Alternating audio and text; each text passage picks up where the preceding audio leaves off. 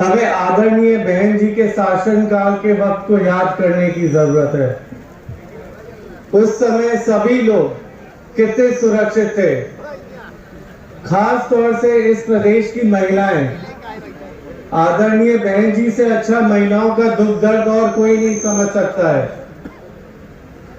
साथियों, आदरणीय बहन जी का शासनकाल खत्म होते ही यहाँ गुंडा राज शुरू हो चुका है और जिसमें सबसे ज्यादा शोषण महिलाओं के साथ, इस प्रदेश की हमारी महिलाओं के साथ हो रहा है। आप डेली न्यूज़पेपर खोलिए या न्यूज चैनल में देखिए, कम से कम 5 से 6 खबरें तो छपी होती हैं हमारी इस प्रदेश की महिलाओं के साथ हुए शोषण और दुराचार की। इसी सरकार का वादा किया था। साथियों, इस प्रदेश की जनता के साथ पिछले लगभग 10 साल से सिर्फ धोखा ही देने का काम किया है इस सरकार ने और इसकी पिछली सरकार ने। इस सरकार ने तो 2 करोड़ नौकरियां देने का वादा किया था। क्या मिली 2 करोड़ नौकरियां? नहीं। साथियों, इन्होंने बल्कि उसके बदले 2 करोड़ नौकरियां छीनने का काम किया है। कोरोना काल के वक्त भी जो 2 लोग, बाकी सारे अलग प्रदेशों से भी लोग बेरोजगार हुए और मजबूरी में उनको अपना सब कुछ छोड़ छाड़ के वापस प्रदेश आना पड़ा, वो उनको आज तक रोजगार नहीं मिला है। और जब हमारे नौजवान युवा साथी भाई बहन अपनी रोजगार की मांग लेके या नौकरी की मांग लेके सरकार के पास जाते हैं तो इनको बदले में सिर्फ लाठी और डंडे ही देती है ये सरकार।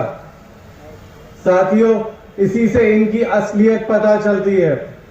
वही आदरणीय बहन जी ने जमीनी तौर पे काम किया था। उन्होंने अपने शासनकाल के वक्त 23,50,000 लोगों को नौकरियों में दिया था और साथियों, उसी के चलते लगभग 1 लाख सफाई कर्मचारियों को भर्तियां दी गई थी। आदरणीय बहन जी ने टीचरों को भी पूरा मान सम्मान दिया था। उस दौरान लगभग 2 लाख टीचरों को नौकरियां दी गई थी। युवाओं की खासतौर से उनके अच्छे और सुरक्षित भविष्य के लिए अनेकों school, degree college, IT college, medical college, engineering college और कई यूनिवर्सिटीज खोली गई थी। जैसे हमारे इस प्रदेश के युवा अपना फ्यूचर सुरक्षित और बेहतर रख सके, कर सके। साथियों, आदरणीय बहन जी ने युवाओं की भी खेलकूद में रुचि को देखते हुए अनेकों स्टेडियम खोले, कई योजनाएं लाई और बल्कि खेलकूद से ही रिलेटेड F1 रेसिंग ट्रैक, जो एशिया का 8वां और हिंदुस्तान का एक लौता पहला F1 रेसिंग ट्रैक बनाया था, जो उत्तर प्रदेश में बना है, जो आदरणीय बहन जी के शासनकाल के वक्त, जिसने पूरे देश का, पूरे विदेशों में उत्तर प्रदेश का नाम रोशन किया था। डेवलपमेंट के नाम पे भी अनेकों कार्य किए गए थे, जिसमें यमुना एक्सप्रेसवे, जो कि आगरा की जो 5 घंटे की दूरी थी, वो महज 2 घंटे में दिल्ली से जोड़ने का काम किया गया था। साथियों, आजकल आप लोग न्यूज चैनल के माध्यम से या अखबारों में आप लोग सुन रहे होंगे जेवर एयरपोर्ट का नाम। साथियों, जेवर एयरपोर्ट का प्रपोजल और उसके लिए लैंड अलॉटमेंट आदरणीय बहन जी द्वारा किया गया था, ना कि इस सरकार द्वारा, जो कि अभी फर्जी दिखावे के लिए बस पूजा पाठ करके फोटोएं खिंचवा रहे जब उनकी सरकार जाने वाली है। यही चीज पूजा पाठ उनको करनी थी तो ये 5 साल पहले जब उनकी सरकार बनी थी तब क्यों नहीं करी? तब कर दिया होता तो फिर अब तक शायद जेवर एयरपोर्ट से हवाई जहाज अपनी उड़ान भी भर रहे होते। इसी तरह कई योजनाओं का, कई फर्जी वादों का भी आप लोग छड़ी लगती देखते रहेंगे, लेकिन मैं जिसके चलते आप तो बल्कि सुन ही रहे होंगे, हाँ, जो हमारे नौजवान युवा, जो छात्र लोग हैं, उनको अभी एक लालच दिया जा रहा है या उनके वोट खरीदने के चक्कर में एक सुनने में आया मोबाइल फोन, टैबलेट बांटा जा रहा है। एक बात बताइए, मोबाइल फोन और ये टैबलेट इनको बांटना ही था तो 2 साल पहले हमारे बच्चों की याद नहीं आई थी? खासतौर से जो गरीब बच्चे हैं, जो अपनी पढ़ाई में कोरोना के चलते जो स्कूल सब बंद हो गए, कॉलेजेस बंद हो गए, तब उनको याद नहीं आई कि जो घर से पढ़ाई चल रही थी करने मजबूर थे और जो इस वजह बेबस हो गए अपनी पढ़ाई नहीं कर पाए। 2 साल पीछे हो गए हमारे गरीब भाई बहन बच्चे बेचारे, तब इस सरकार को याद नहीं आई थी कि मोबाइल फोन या टैबलेट दे देते, और अब बस उनका वोट खरीदने के लालच में अब मोबाइल फोन बांट रहे हैं, टैबलेट बांट रहे हैं। इसीलिए कहना चाहूंगा, इनको बताना चाहूंगा इस सरकार को कि ये हमारे प्रदेश की जनता, खासतौर से युवा साथी, अब इनके ये धोखे वादों में और ये दिखावटी चीजों में नहीं आने वाले हैं। ये इस प्रदेश के युवा साथी खासतौर से मन बना चुके हैं।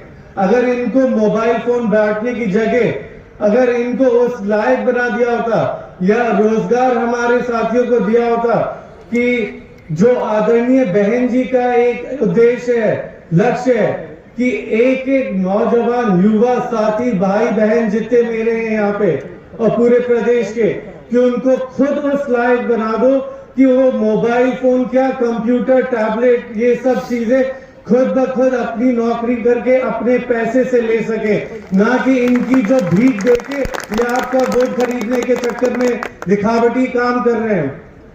साथियों, इसी के चलते आप लोग जो इनकी तस्वीरें और सोशल मीडिया के जरिए, क्योंकि सोशल मीडिया इस समय एक बहुत बड़ा हथियार है जिसका सबसे गलत इस्तेमाल ये सरकार कर रही है। सोशल मीडिया के माध्यम से ये सरकार सिर्फ अपने फर्जी झूठ प्रचार फैलाती है। आजकल बड़े से बड़ा शहर हो, छोटे से छोटा गांव हो, हर किसी के पास सोशल मीडिया की कनेक्टिविटी है, फोन है, चाहे वो इंस्टाग्राम हो, फेसबुक हो, ट्विटर हो या व्हाट्सएप, तो हर किसी के फोन में, जिसका सबसे गलत दुरुपयोग करके ये सरकार अपने फर्जी प्रचार फैलाने में काम करती है। साथियों, बल्कि मैं आप सबसे अनुरोध करना चाहूंगा, जो जो नहीं भी हैं वो सब सोशल मीडिया के माध्यम से हमसे जुड़े। जो लोग अपनी बातें सरकार तक नहीं पहुंचा पा रहे हैं, जिनकी नहीं सुनी जा रही है, मैं आपको वादा करता हूं कि आप अपनी तकलीफें सोशल मीडिया के माध्यम से हम तक रखें और आपकी एक एक तकलीफ पूरी नोट करी जाएगी। और आदरणीय बहन जी ने ये मुझे आश्वासन दिया है कि मैं जरिया बनूं उन तक आपकी एक एक तकलीफ पहुंचाने का, और सरकार में आते ही आदरणीय बहन जी आपकी सारी तकलीफों का प्रयास करेंगी, उनका समाधान करने का और उनको खत्म करने का। ये खुद आदरणीय बहन जी ने मुझसे कहा है। मैं बस एक माध्यम, जरिया बनना चाहता हूँ आपकी तकलीफें, खासतौर से नौजवान साथियों, भाइयों बहनों की तकलीफें उन तक पहुंचाने का। साथियों, मेरे पास बातें बहुत है कहने के लिए, लेकिन आप सब लोग दूर दूर से आज हमारे आदरणीय पिताजी के विचार सुनने आए हैं। लेकिन मैं आप सबको इतना बताना चाहूंगा कि मैं यहाँ पहली बार नहीं, दूसरी तीसरी बार आप सबके बीच आ रहा हूँ, लेकिन मैं ये वादा करता हूँ कि आपके बीच में मैं एक बार नहीं, 2-3 बार नहीं, 5 बार, 10 बार, 15 बार भी आना पड़ेगा तो मैं आप सबके बीच आऊंगा। आप सब जो जो तकलीफें हैं, जो जो दिक्कतें हैं, कंधे से कंधा लड़ाकर आपकी तकलीफों का समाधान और समस्याओं का साथ देने में कोशिश करूंगा। साथियों, इन्हीं चीजों के साथ मैं आप सबसे कहना चाहूंगा, आज जो भी आप मेरे आदरणीय पिताजी के विचार सुने, बातें सुने, समझे, इनको यहाँ पे छोड़ के नहीं जाना है। आपको जो जो बातें आज आप यहाँ सुन के जाएंगे, अपने साथ लेके जाना है और घर घर पहुंचाने का काम करना है और हर जगह जाके बता देना है कि जो भी लोग, खासतौर से जो लोग इस सत्ता के नशे में आपको डराने की, दबाने की कोशिश करते हैं, उनसे अब डरने दबने की जरूरत नहीं है। बिकॉज जो भी आपको डराने दबाने की कोशिश करे, उसको बस बता देना है कि आदरणीय बहन जी 5वीं बार इस प्रदेश की मुख्यमंत्री बन के आने जा रही है। जो भी ये आपको सुनेगा, वो खुद ब खुद डर के अपने घर में घुस के या कहीं बिल में छुप के बैठ जाएगा। इसीलिए अब किसी भी खास तौर से इस प्रदेश की महिलाओं को, जो मैं देख रहा हूँ काफी संख्या में यहाँ आई हुई हैं, आपको अब डरने की कोई जरूरत नहीं है किसी से। और खास तौर से युवा साथी, युवा भाई बहनों को मैं बोलना चाहूंगा कि बहुत जल्दी आपका स्ट्रगल खत्म होएगा। आदरणीय बहन जी 5वीं बार इस प्रदेश की मुख्यमंत्री बन के आने वाली है और जो आपका सही हक है, जो आपको नौकरी रोजगार की जरूरत है, वो सिर्फ और सिर्फ आदरणीय बहन जी द्वारा ही आपको मिल सकती है। आपका सुरक्षित भविष्य, सुरक्षित प्रदेश और सुरक्षित परिवार सिर्फ और सिर्फ आदरणीय बहन जी द्वारा ही मिल सकता है। इन्हीं बातों के साथ मैं आप सबसे आगे लेना चाहूंगा, लेकिन एक बात एंड में बोलना चाहूंगा कि आज जो आप लोग की भीड़ यहाँ उमड़ी है, आप सबका हौसला और जोश देख के हमें शक्ति और ताकत मिलती है। तो साथियों, मैं चाहूंगा एक बार आप हमारे लिए नहीं, आप सब लोग अपने खुद के लिए एक बार जोर से ताली बजाएं और पूरे प्रदेश को बता दें कि आप में जो जोश है वो किसी तरफ दबने डरने वाला नहीं है। और जैसे एक बीमार आदमी जो कि बीमार हो, कपकपा रहा हो, उसको कोई हल्का सा झिझोड़ दे, धक्का दे दे, 2 सेकंड में गिर जाता है, उसी तरह ये सरकार अब बीमार हो चुकी है, ये कांप रही है।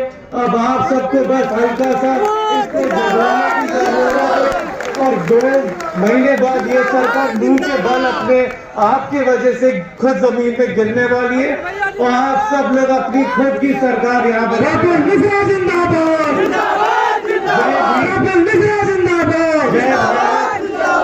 जय परशुराम।